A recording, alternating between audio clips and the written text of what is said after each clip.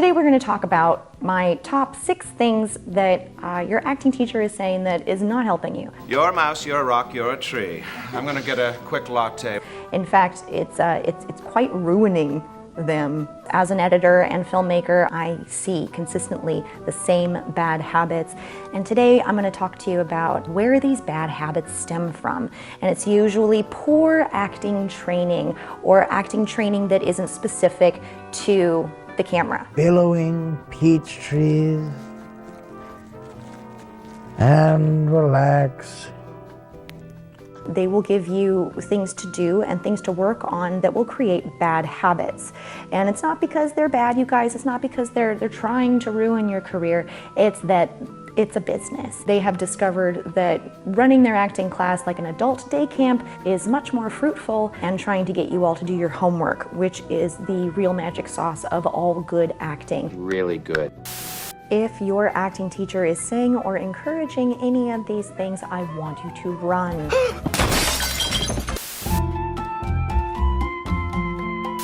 Please don't. Please don't explore the room. Unless the camera is coming with you and you got a Steadicam guy and he's right there and he's coming with you, please don't. A lot of actors don't even get to see the set until they are on set.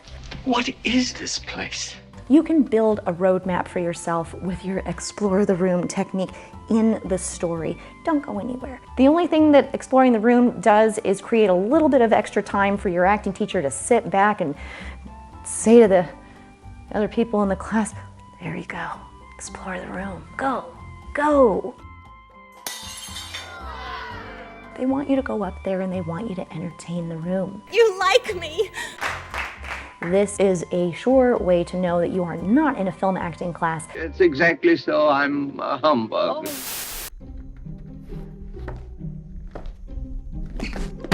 Hello, college!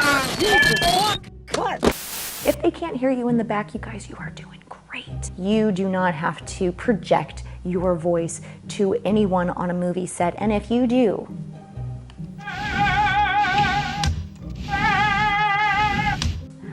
God help you. It is so obvious when you are entertaining and projecting to the room. That's a lie and you know it. Whatever you're filming will not be seen for many months, however long, sometimes years. They're just going to see someone who is not living authentically in a character.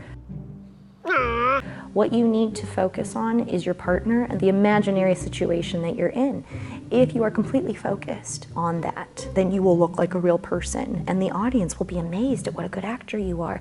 But if you entertain the room, the whole facade comes down, you guys, okay? I mean, let's forget for a second that what we're doing is insane, right? We're all dressing up, we're in front of a camera, pretending to be somebody in our little outfits and our little situations and all this stuff. It's absurd what we're doing, okay? So if you don't believe it, nobody else will. So please. We got it.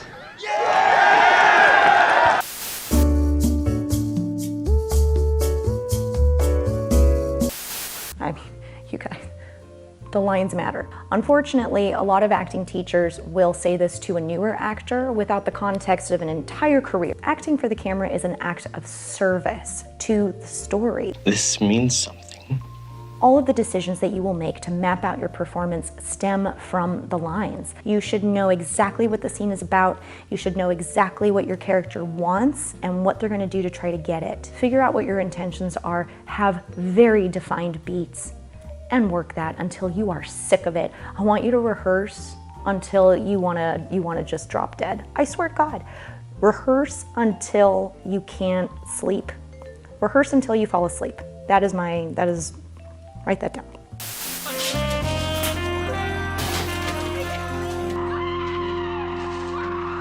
Be free, be free. Another one of those things that should be said much later on. Once you've learned your script, once you have completely analyzed the whole thing, you are rehearsed, you are sick of it, you know it like the back of your hand, then you can forget it all. Then you can be free. But you can't do that before.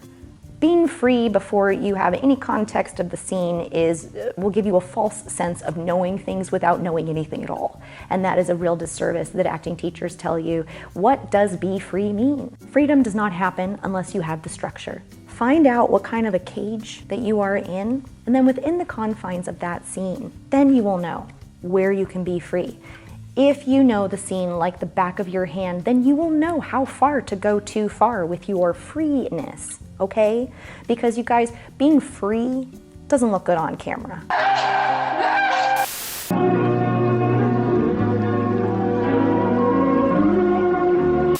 Win the scene. This is a fun one. This is a fun one that is sure to create animosity amongst your classmates. I'll do it myself, though. I need this to go well. Terrible idea. You need to remember that you and your partner are a partnership. You are a team, and your only goal is to tell the story. If one of you is trying to outact the other, then it becomes something completely different. And now you guys are working against each other, and that is not the point. And if you're doing that, I can see it. I can see the actor acting. I can see you reveling in your performance. This is not a good idea. If you are worried about winning the scene, then you're not thinking about the right things. And I don't care what the context of the scene is. If you are the hero and that person's a villain and you want to win the scene, forget it, you guys. There's a million, billion, gazillion, trillion ways to do a scene. The two of you should be working together to decide what is the best way to do this scene, whatever scene you're doing.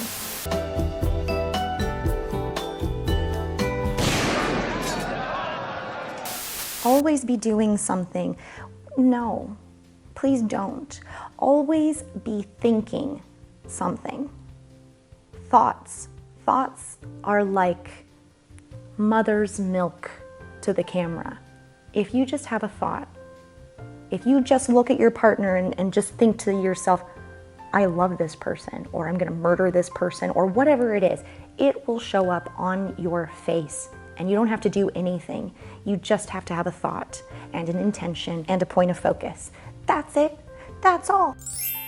Always be doing something implies that you always have to be moving around. And as I've talked about before, I would prefer that you do not move around all willy-nilly. Look what I can do.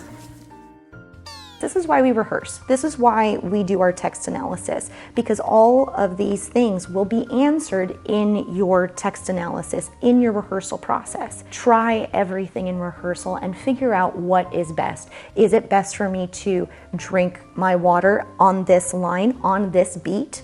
Or is it better to wait until she says that line and then, before I give my response, let the drink be the response? Asking yourselves these questions will create a performance that is grounded in reality, because nobody moves around all willy-nilly. You guys, there is a purpose for everything we do, especially on camera. On stage, you can always be doing something because we see you from head to toe at all times, along with everything else that's going on. However, on camera, we only see what is communicating the story. It is a progression, one thing after the next. If you are all free and willy-nilly exploring the room and doing things all of the time, then we're not going to know what's important. That's a print. That was really good. Film acting is just about not doing anything, but doing something at the exact right moment.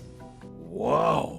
Have discernment when you are going out into the acting community and decide what type of acting you want to do. If you want to be in front of a live audience, then a lot of these things, it won't matter. It won't matter, it'll be fine. You're gonna make it. However, if you want to be a film actor, you just have to realize that there are a certain amount of technical things, little thoughts that you're gonna have to have in your head. You're always going to have to remember the technical. The magic sauce is being able to know the story and what you're doing so well that then, yes, you can be free. If you're exploring the room and being all free and you're not reading the lines and all this willy-nilly shit, what am I gonna do? What am I gonna do about it? I can't, there's nothing I can do except show stock footage of a river with some nice music over it, you know.